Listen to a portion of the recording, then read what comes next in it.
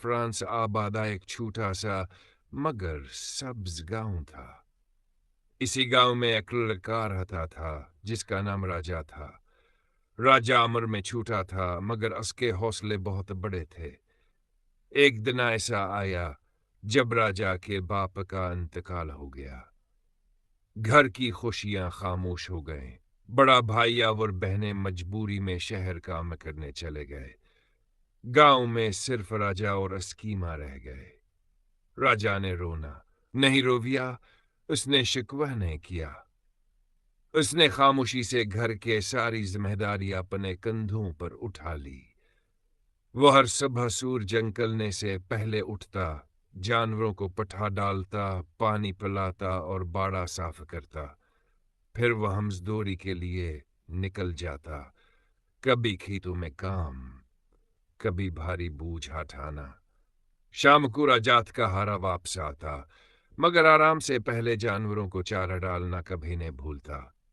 वो जानवरों से ऐसे बातें करता जैसे वहां से के अपने हों। माँ ये सब दिखती तो आंखों में आंसू आ जाते, मगर वो हदल हदल में कहती, मेरा बेटा एक दिन बाद आगे जाएगा। वक्त गुजरता गया। फ्रांसिस आबाद के लोग राजा की मेहनत, ईमानदारी और सब्र की मिसालें देने लगे। एक दिन शहर से इसका बड़ा भाई वापस आया। उसने राजा को काम में मसरूफ देखा और कहा, तुमने साबित कर दिया तुम सिर्फ नाम के नहीं, हकीकत में भी राजा हो। राजा मुस्कुरा दिया। इसकी आंखों में आंसू थे, मगर ये आंसू नाकामी के नहीं, कामयाबी के थे।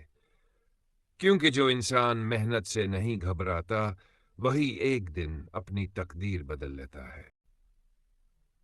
अगर आपको ये कहानी अच्छी लगी हो तो वीडियो को लाइक करें, अपने दोस्तों के साथ शेयर करें और ऐसी ही मजीद सबक आमूज कहानियों के लिए हमारा चैनल अभी सब्सक्राइब करें।